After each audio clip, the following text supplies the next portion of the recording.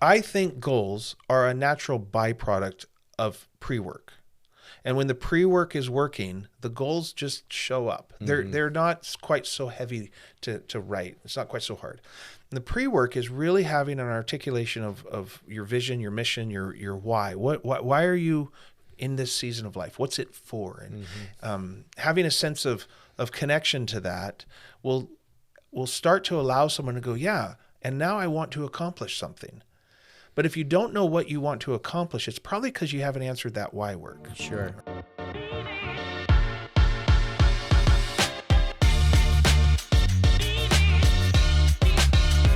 Welcome back to the Hard But Worth It podcast. My name's Kirk. This is Mitch. We're with Icon Coaching. We've been doing a series over the last few episodes talking about goals and goal setting and that kind of stuff. And today I wanted to take some time and dialogue with Mitch a bit about the struggles that people have with writing goals sometimes and the challenges that they face along the way. Now, you run a company as well as coach with Icon. And so you've probably been through this cycle many times. In fact, we've been talking about some of the things that are going on inside of your company and how you're having to revisit this question again. And I'm wondering if you can share with us some of the struggles that you and your company have faced and some of the clients you've worked with has faced as they've been trying to wrestle through this. How do I write a goal question? How do we get that done? Yeah. Well, that's it's interesting that you're asking the question because I think it's unique to every person listening in that because goals are so unique, they're so individual. And what we want to probably do as humans is the minute we recognize it's goal setting, part of us might get excited, but another part of us knows there's going to be real work to that. And as a result of the effort, I think our default in our humanity is try to make it as easy as possible. Yeah. You know, to get rid of the heavy lifting, to automate it, to outsource it. So when someone says, hey, I'm writing a goal, what would you do or what have you done in the past? Or can I see what you're writing? Or do you have a template for that? Or do you have a playbook for that? I think that's probably, I don't know, you could tell me your experience too, but that's usually an indicator that the person is at a place where they're probably overwhelmed or not prepared, and they know the amount of effort they're going to need to put into that, and they're not wanting to do it. Yeah. So then to me, that becomes a different conversation because goals, while the final product may appear to be very simple, we know the simple goals and the most powerful goals are simplicity on the far side of complexity, right? Yeah. It's the work that it took, maybe months, maybe even years, to really articulate a goal that's going to be effective. But what we also know is the most successful people, whether it's in our own lives, the most successful seasons we've had in our own lives, we look back and go, man, that was a season I achieved something meaningful. Or the people we look up to, or maybe the employees that we lead, those that are the most successful are good at writing goals, effective goals. And we know it takes a lot of work. So I think when to your question, I think when we get into this conversation, one of the barriers is it's hard. And yet we're in the middle of building our business. I have company goals set on me. I have external goals put on me. I can't just stop and go hide in a cave or go run to the forest and reflect and try to figure out the meaning of life. Right, which is kind of what it feels like sometimes, right? Totally, right? I got to look in. I got to think. So the process of identifying a good goal, I think we all know that's long, it's hard, and we want to make it easy. In fact, if someone could really make it easy, we would have done it by now. We would have done it by now, or that person's going to be really rich, right? Yeah. I have a similar experience with that, both with the clients I work with, the companies I've helped lead, and even in my own personal journey. We teach goal writing. We teach this process. And yet when I have to sit down and do it myself, it's still hard. Yeah. And I'm not surprised by that anymore, but it can be a bit like, oh yeah, that's right. Yeah, I have to still do this work. I get asked this template question from time to time about various things like this. When something is new that they're trying to wrap their mind around, and I think it's a desire to have a starting point is what they're actually asking. But they'll say this, like budgeting is another version of this. I do a lot of that work with people of how do you build budgets that are effective, and they'll get the concept vaguely, and then this thing spills out like, do you have a template for that? Because they know that there's a spreadsheet in the end in that particular example. And the truth is, I do have a template for a budget. But it's just formatting and some formulas. But all the little empty cells, those are the hard work of filling in those.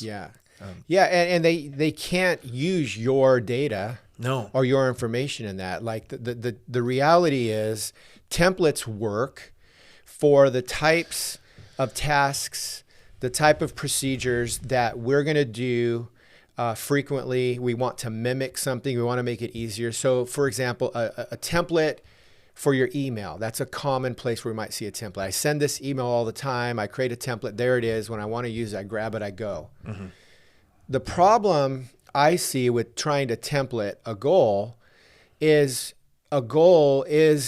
an individual expression of what an individual wants. And so you can't template around something that's individual because you have never happened before. You have a goal, a desire that's probably deep within that you're tapping into that's coming out. And because of that, we don't template those types of things because they're one-offs. They're one-of-a-kinds. Templates aren't made for one-of-a-kinds. They're made for something we're going to replicate over and over and over again and get faster at it. I think of this as it would be as if you asked a personal trainer, and you decide you want to run a marathon. So you go to a personal trainer and say, hey, I need to get in shape so I can run a marathon. Do you have a template for that? Well, it's not quite the right question. What they have is a training program, and they can lay out for you in very specific detail when to start, how many days you need to train a week, what runs you need to do, in what order as you build this capacity to run a marathon. They're all over the internet. But they're not templates in this sense, because what they do is they give you an outline or a process to follow, but you still have to go do the workouts. And the workouts are still going to be hard. And you can't get from running 5Ks to running marathons without that hard work. Now, it is super helpful to have somebody show you this is the work you need to do, because one of the things that's beneficial about that is they eliminate the guesswork. You don't end up wasting a bunch of time doing things that aren't helpful. But it's more like a recipe or an outline. It doesn't short circuit the work.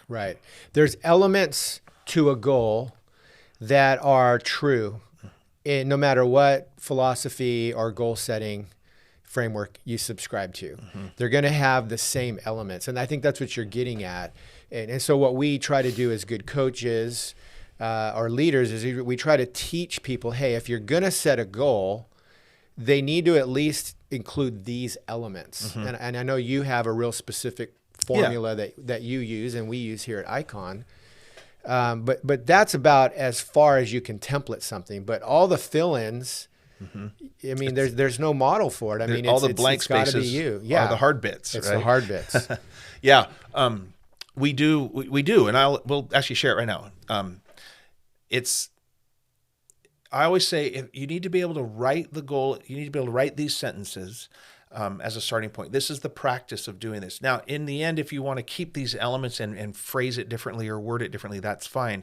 But if you can write these sentences down and fill in these blanks, you will know you've done the work of getting your big idea down to something actionable. And it's simply this. By, the word by. So start with the word by, date. Insert date. So by this date, I or we, if it's a team goal, right? I will, and then you have to insert something that is concrete and specific, has to be aggressive but realistic, measurable and verifiable. Period. By date, I will do this. That's the hard work, right? Then next sentence, as measured by, insert measuring stick. Third sentence is optional. So that, insert the why you're doing this, and reconnect it to vision and mission. Now, sometimes that's redundant or self-evident, it doesn't need to be stated, but sometimes it's really helpful to know the why we're doing this and be reminded of that. So you end up with a thing that says, by date, I will, concrete and specific, aggressive but realistic, measurable and verifiable, as measured by, insert measuring stick, Right. so that connect it to why. Yeah. But that work of getting an idea into that formula or that much specificity is just a ton of work. Yeah. And the reason why we're talking about goals isn't just because it's the time of year, which again, this is a good season to do it. So let's talk about it. But what you and I have learned, and I think most people listening in who have experienced some measure of success or followed someone who's been successful, realize that those people are good at setting goals. So there's a level of success that you can only arrive to by becoming good and familiar with the goal setting process.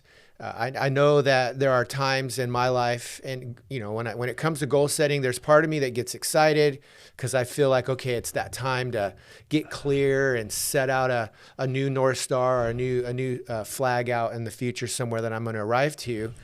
But then I can also feel this sense of, okay, but now I'm going to be held accountable. Now there's this pressure and it's work, and is it really a good goal?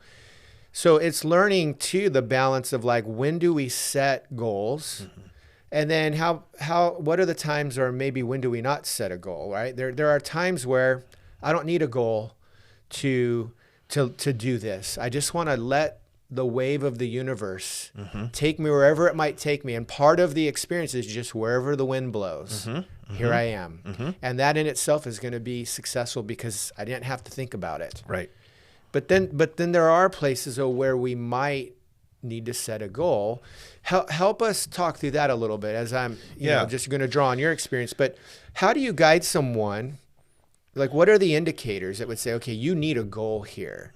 This next thing is going to require some good goal work. What are ways that you identify that? So I pay attention. I think goals are a natural byproduct of pre-work. And when the pre-work is working, the goals just show up. They're not quite so heavy to write. It's not quite so hard. And the pre-work is really having an articulation of your vision, your mission, your why. Why are you in this season of life? What's it for? And having a sense of connection to that will start to allow someone to go, yeah, and now I want to accomplish something. But if you don't know what you want to accomplish, it's probably because you haven't answered that why work. Sure. Right? So if someone's trying to write goals as though that's going to be the why, or that's going to create the motivation, it doesn't work. Yeah. They end up messy and vague and floundering. So we fall back. We use that as an indicator that helps us know, oh, okay, no problem. So then we don't give up on goals. We don't say goals don't work, we don't like goals. What we do is we fall back and we come back into the meaning work, the why work. And then when we get that sorted, we come back and we test it. Can you now write a goal? Yeah. And I think there's an interplay between those two. There's a reasonable fear of being intentional about lifestyle design when you don't know what life you want to design, right? That's exactly right. What are you building? I don't know. Okay, well, let's not articulate it, but let's figure out the why bits first. What's interesting, though, is when you're figuring out the why bits, you're probably walking through some sort of meaningful transition, and you are becoming. It's a kind of journey. Goals connect to a journey where there's a clear destination. I want to get there out in the future. It's a journey of destination. We're trying to go somewhere. Becoming, though, is a journey in and of itself. It's often an inward journey. And what's interesting is there's still a goal there.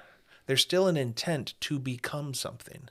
It's not quite showing up in accomplishment language yet, though. Because I think anyone who's behaving in the world, anyone who's doing any kind of meaningful work in the world, meaningful is not even necessary. Sure. Anyone who's doing anything in the world is behaving, and behavior is always goal-oriented. Right. It doesn't have the language of goal setting around it, because often our language of goal setting has to do with external accomplishments, and usually the concept bigger is better. And so when you're trying to become something, when you're in the process of working on your being, so to speak, we don't tend to associate that with goal setting language. But if you're doing it with intent, I think goals can still be very helpful. Yeah. You were describing a minute ago the person who's who is being pushed by the universe, so to Right. speak, who's being reactive to the winds and letting things come. You can still answer the question, did they do it, yes or no, to that? Because if in that process they could get stagnant, they could get scared and timid and pull back, they might be pushed in a direction and they might not do it, right? Because it's not like that's a particularly easy way to live.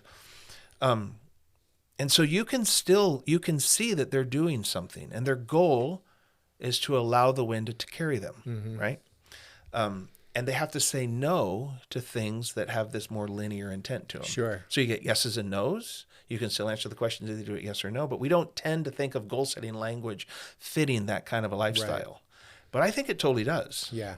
Well, and I think on that point too, I think why it might be difficult for people to do good goal work is because what you said a moment ago is they have to be specific. Yeah. Measurable and specific. Right. But, you know, there's this land of ambiguity that I think we like to live in sometimes. Yeah. So the goal, I have a goal. Well, what's your goal? Well, I want to be nicer to my kids. Right. Right. Or I want to make more money.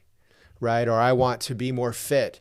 And we can sometimes accept those. Oh man, that's a great goal. Yeah, everyone wants to be more healthy and nicer to their kids and make more money.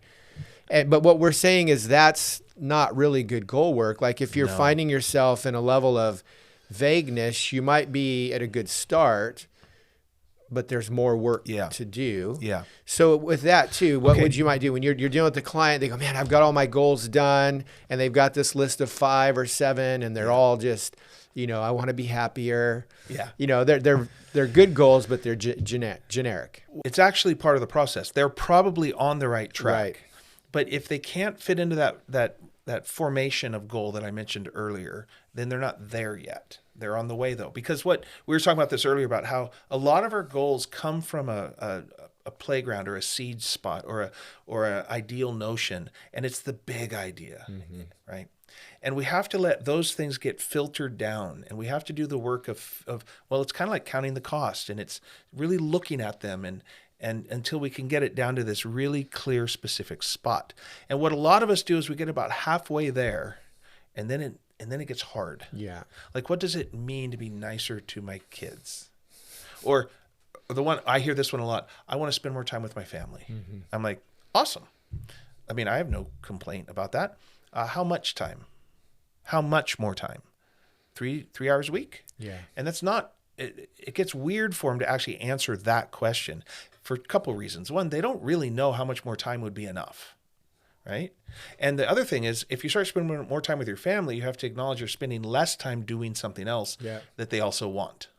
And so you get these competing commitments. And so if we get specific, we have to get a hierarchy of our commitments. Yeah. If we're not specific, we can pretend as though we can do it all. Yeah. And you can't do it all. Yeah.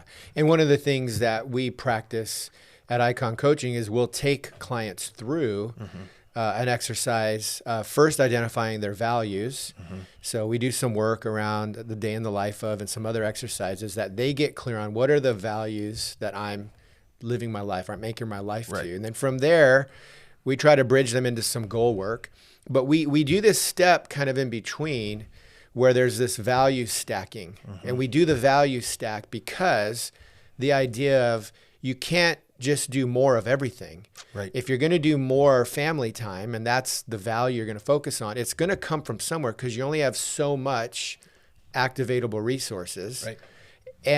So getting people to look at that and recognize that means sometimes we have to prioritize one over another for a particular season. And that's difficult. Right. There's winners and losers. There's trade-offs. We talk about the win-win all the time. Yeah. I'm like, yes, there's often win-wins, but there's also priorities and winners and losers. So we stop halfway through the journey when that kind of thing starts to emerge, because one of the things it does is it reveals and exposes conflicts, but conflicts between things internally, conflicts between what I want and what you want. And so we leave room for everyone to get a little bit of something into it that they like, but nobody's getting everything they want. Yeah. That's the benefit of being vague. Yeah. Is you and I can agree that, we want to streamline the company. Right. Okay. But what do what does that mean? And you get to believe it means something. I get to believe it means something. And we don't have to agree that we disagree. And Right. Yeah. It's actually not helpful, but it is a milestone on the journey towards good goal writing. You take the big idea and you start to squeeze it and reduce it and you start to pinch it down and you get about halfway there and it gets hard and you got to keep going. Yeah. And honestly, I see people show up with their goals. We'll ask them to write goals. And the first thing they write is incredibly vague. And I'm like, okay, we need to be more specific. I actually play a game with them. It's a very inappropriate game, and we should never talk about this publicly. But it makes the point. And the game is this.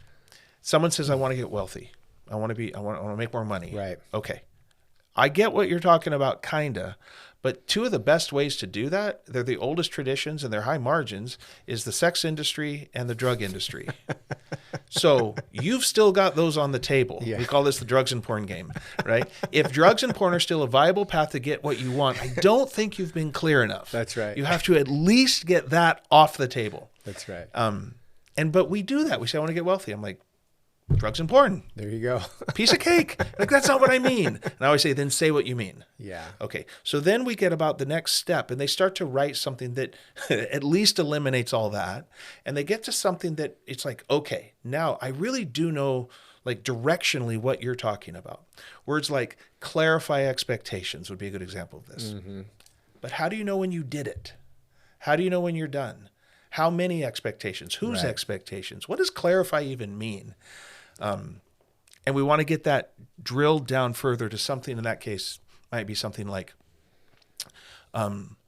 design, create, publish, and train an operations manual that gets product out, that increases productivity by X, as measured by revenue per employee. Oh. Well, that's super clear. Our revenue per employee is currently $350,000. I want to get it to $500,000. Right. Oh, now we have some container on that thing. And now when you're trying to evaluate tactic or strategy, or is this thing I'm doing, is it going to get us there, right? That's a more powerful way to say it than just clarify expectations. Yeah, exactly. Yeah, it's interesting too because there's something attractive and it's almost alluring, maybe misleading to a point when you watch someone do really good goal work because they make it look easy. I think that's part of what we're looking at. Is like, man, he just makes it look so easy, or she's just crushing it. I want that. Right. And you know, the picture that comes to mind is like, I don't know if you've ever bought like the big family tent, like at Costco or at Walmart. I mean, you know, part of the appeal of that tent isn't the challenge of getting it into the package. It's the package itself. You know, you go to the shelf and it's in this little perfect package. You can carry it out. You go camping one time, you use it, it all pops up great. But the moment you try to get it back into that package, it's like, that's where all the effort was. It doesn't go back in as easy. It looked easy. That's why you bought it. But really this big, massive thing to fit in there takes a lot of work. And I think that's what we're saying in goal work. Like someone might have this expression that looks really simple, but man, the work they've had to do to pack it, to stuff it, to work it, to shift it, to finally get it into this thing, it's actually a big thing in a compressed in a tiny little package. Yeah. Yeah. And I find that work, it's a thinking process. It's a discovery of how to do that. And you have to strip away anything that isn't necessary. And you've got to get it. By the time you're done, what I think you've done is revealed your intrinsic motivation, the thing you were saying in the beginning, the thing about you that can't be templatized. And you've distilled it down into something, and you look at it and you can say, I want to go do that. That's what we're looking for. Great goal writing allows us to actually see motion as a byproduct. So if you can't write goals yet, that's actually okay. It might not be time, but you have to go back and do the why work. Yeah. You've got to get back into what is going on in the inner world, in my intrinsic motivation, in the meaning and purpose I'm finding in life. When that's organized, goals are natural byproducts. They're still hard to write, but they're writable. Yeah. When goals are written in a way that comes from that, motion is a natural byproduct. You start to see people engage and go for it. Right. You can write goals in the template format that we just described. You can do really good work, and they can last for about 3 days, maybe up to 3 weeks, because you didn't actually do that inner work first. Right. It's a waste of time.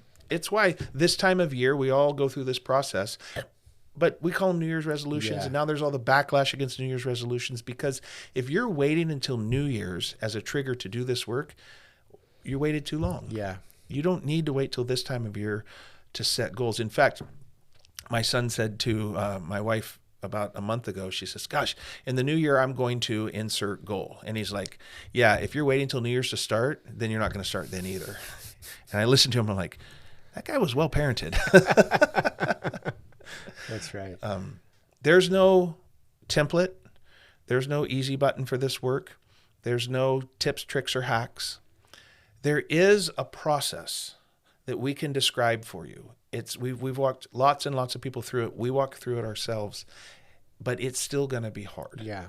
And I don't know how to make goal writing, to write something down that has enough meaning for you to change the way you're operating in the world. I don't know how to do that isn't going to be hard, because it turns out changing our habits is just a challenge. Yeah. I like to say the trouble with building new habits is the habits you already have. Right. Right. Yeah. So when you sit down with your team and you're going through goal writing processes and you're rediscovering this, how do you lead them through it? Yeah.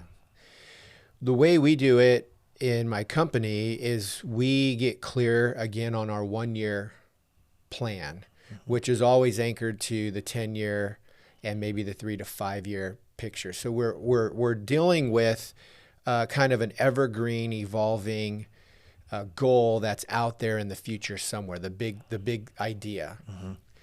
And then the 1-year plan we get really clear with once a year, kind of end of year going into the new year. We spend time with our corporate leadership team, and we really get clear on what that goal means. So if we're going to hit this in 3 years, what does that mean today? Yeah. And that's a number. It's usually a revenue number, it's a profit number, and then there's things, okay, given that, what does the company look like? So we spend time dreaming about that picture. What does it look like? Well, how many employees do we have? How many clients are we supporting? What technology do we need? Do we have more office space? Do we need more of this? Do we need more of that? And then from there, you're able to break it down into, we do the rock work.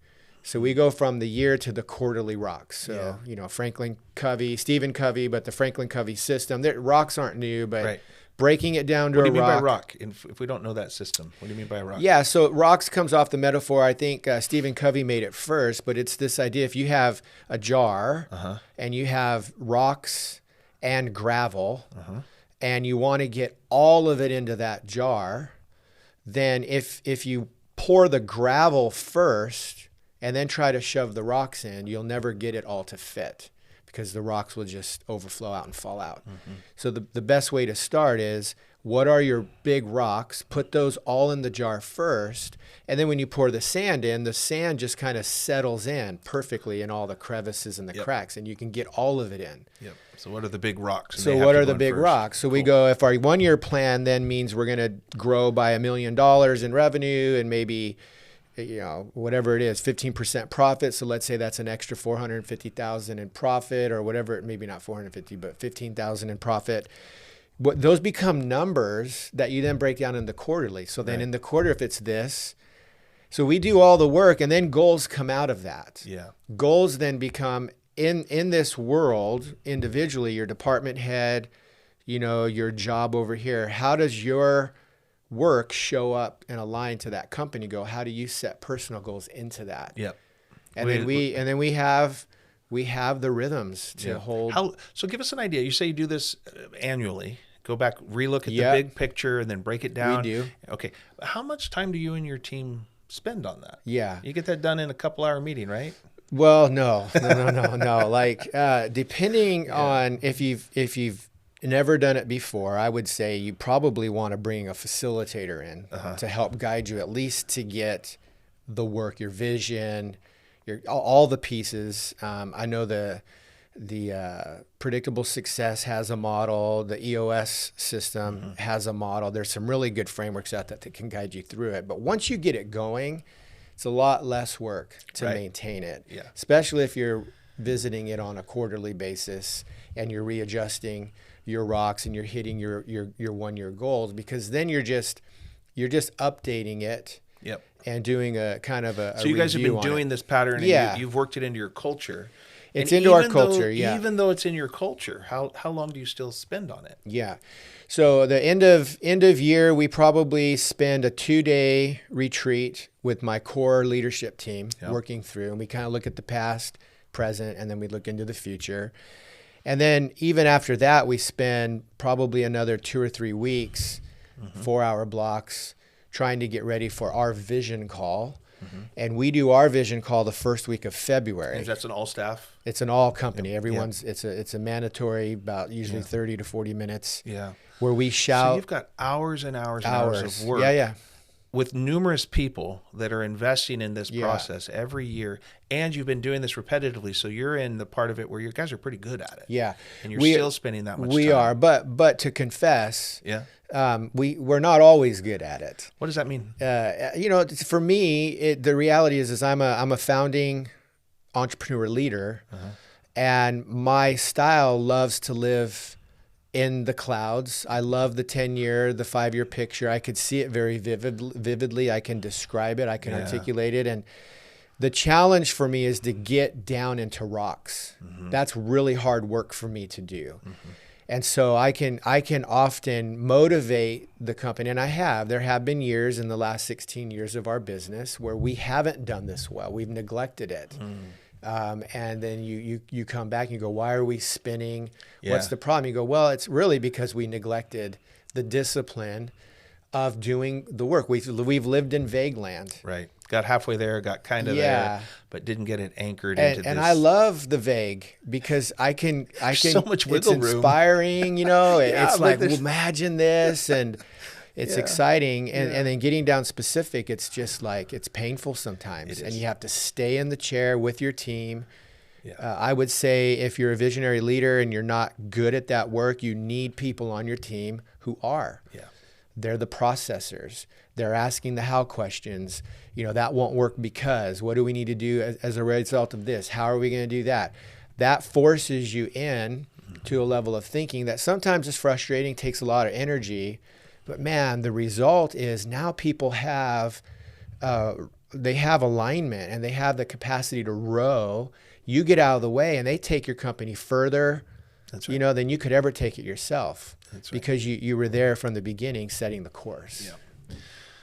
So in broad strokes, what we're saying is you got to take that big vision, because you're that capacity you have is absolutely necessary to get to goals. You have to start there. You can get that. You get about halfway done and don't stop. Keep going until you can identify it in this framework that we're describing, the rocks, the specificity, because that's what creates momentum and directionality and movement. But it takes real work. And if you have that impulse inside of you, like, I get it. That's important. I want to do that. Can I get that done? And can we get that done this afternoon? Nope. No, it's more work. Is there a template for that? Is there a template for that? Is there an easy button for that? I like to say that you can't rush good goal setting. You just can't rush it. But you can delay it. And that's an important distinction to understand. You've got to give it time, but you have to be doing that work. And what a lot of us are doing are just saying, I'm either going to do a really bad job of it and have goals I don't really care about, goals that are so vague they don't matter, or I'm just going to avoid it altogether. Goals that we're setting, they're super hard, but worth it.